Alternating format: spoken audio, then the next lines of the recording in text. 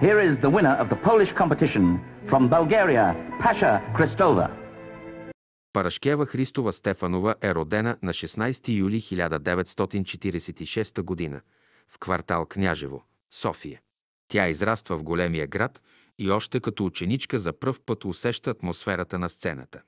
За 6-те си години като професионална певица, момичето от Княжево успява да спечели Златния торфей, да запише над 40 песни за националното радио и заплочи в Балкан тон, които още звучат, и да остави белег в душите не само с завладяващия си талант, а и с спомена за сърцераздирателната си съдба.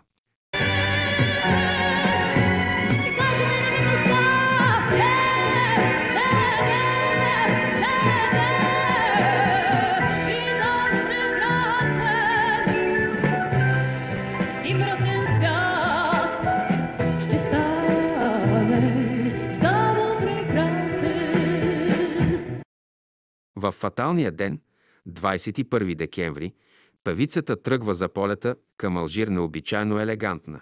Излиза от къщи облечена с черно манто и черна рокля, разказва танцорката от Аура Елена Донкова, която е една от оцелелите в катастрофата. Беше страшно елегантна, сякаш знаеше, че отива някъде. Потръпва от зловещия спомен тя. Певицата е оживена и нетърпелива да потегли към Алжир, защото в самолета до нея ще седи любимия ти. Тя не подозира, че до края на живота й остават броени минути.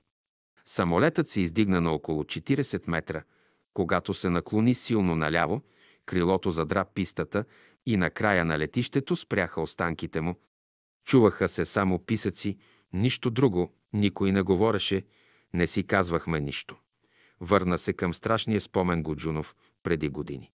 Талантливата певица умира, стискайки здраво ръката на любимия си до последният момент.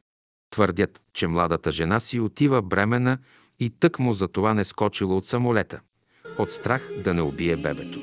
Тя е била толкова притихнала, сякаш е искала да си отиде тихо и кротко с голямата си любов, разказва актрисата Латинка Петрова.